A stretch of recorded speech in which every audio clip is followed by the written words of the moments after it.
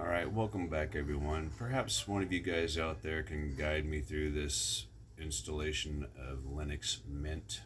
It seems to be fairly easy, the way everybody makes it sound, but I am having difficulties and I don't know why that is. I do have an older Hewlett-Packard tower, and it currently is running Windows 7, and I've already downloaded. We'll come over here. Sorry if the video is not that great, but hopefully you get the point across.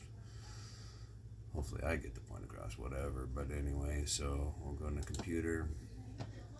I'm going to removable hard drive, and I've already installed what looks like Balena Etchard and Cinnamon, Linux Cinnamon already. And when I hit control, well, we'll just go ahead and shut it down. I'll pause it for that. Anyway, as it shuts down, I've right-clicked it and saved it to the thumb drive. So the thumb drive should be the bootable when I do to the system BIOS. For me, it's going to be F10. But I keep getting an error or nothing happens at all when I boot that way.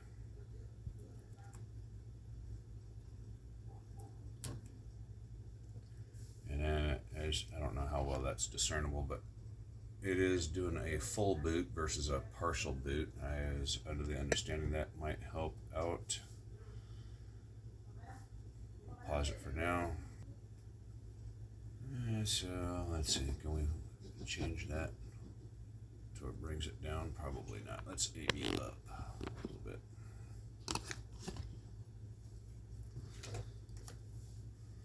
System information. We're going to go to storage. We're going to go to boot order. And as you can see there, the USB is selected as its number 1. Security, set a password. I'm not sure if I need to change any of this stuff or not. Power on password, device security, available, hidden, network service boot, enabled. I don't know. Let me know if I should change any of these things. Operating security, enabled. Let's turn it a little more this way, I guess. Security level, hit that. Set a password, blah blah blah. Hard disk, enable. Thermal. Oops. Go down here to thermal. That's my fan speed.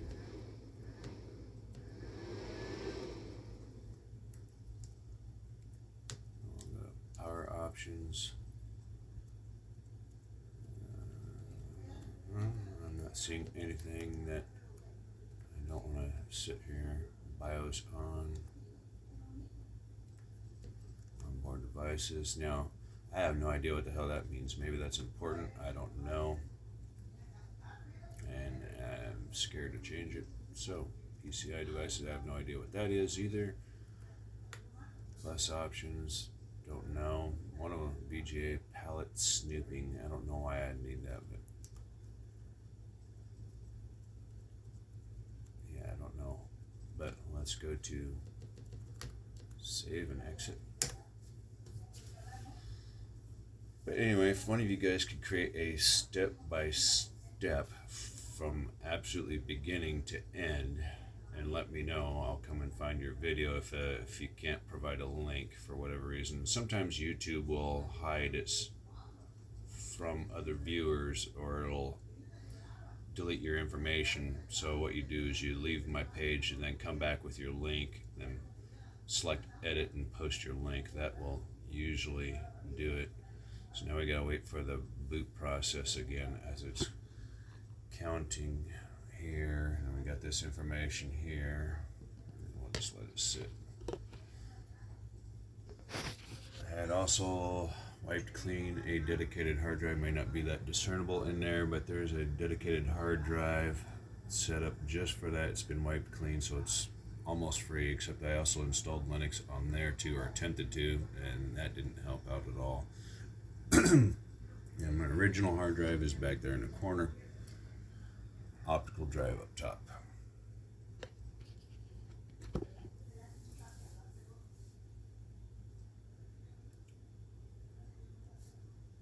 See, it goes right to Windows 7.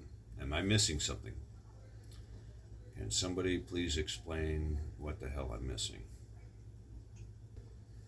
And just for shits and giggles, we'll pull that back up. Come on.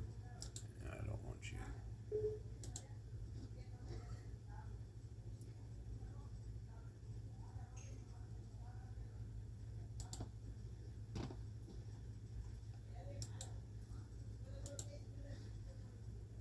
It is doing something. What it's doing, I don't know. See, I have it labeled here as Linux E, and then it's partitioned as well, Linux H, and then there's my bootable thumbstick. Let's try and straighten this out a little bit.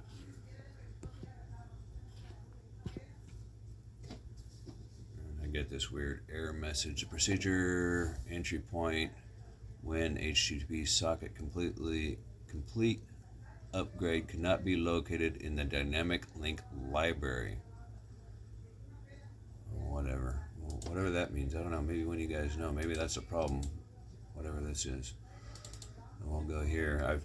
I was also under the understanding you should run it from here.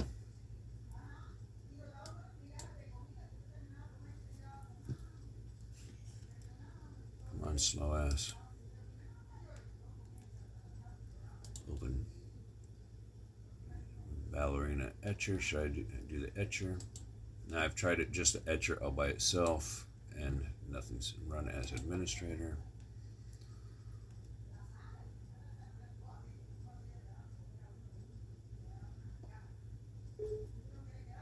Yes, and I do get a symbol when I do this, but it stops. It's like it doesn't quite get there. And I've done this, re-downloaded this 3 different times at a minimum. Wiped it clean and re-downloaded it to make sure there's no corrupt files. And this one here says it's 9,983,632 kilobytes.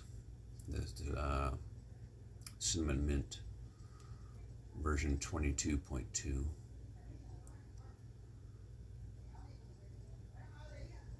The only thing that seems to want to try and open it is a Roxario DVD burner, but I don't know what the hell a DVD burner is going to need for that. It's supposed to be a live image, so it's supposed to be bootable right from the get-go. Now, I'm not seeing any command prompts anywhere, just to let you know. There's no command prompts saying play, enter, password, nothing like that. Nowhere. Nowhere down here, nowhere over there, nowhere up there. And there's no command prompts. Nothing is being asked of me right now. I'm still getting the wheel of death. And then an error message pops up right here. I'll click on the error message. Installation has failed. All right. So we'll close that out. We'll try this one. Open with. It won't not let me run it with administrator. So we're going to use the Ballerina etching tool and try it that way.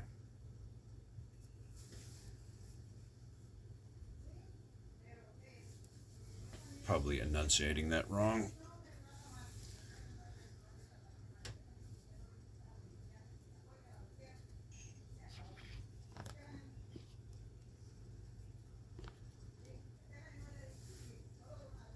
Sorry, I don't have any screen grab tools that you professionals use.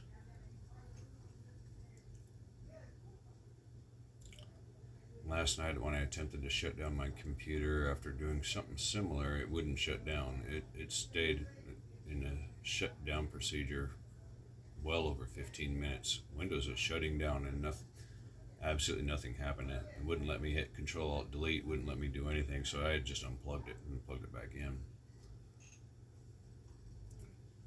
Still no command prompts anywhere.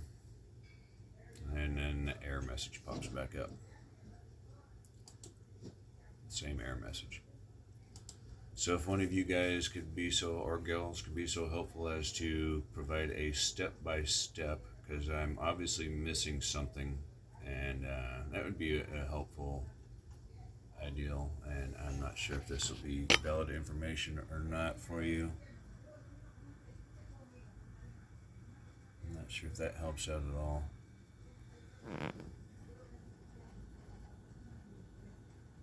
I'm not sure, but anyway, have a good day.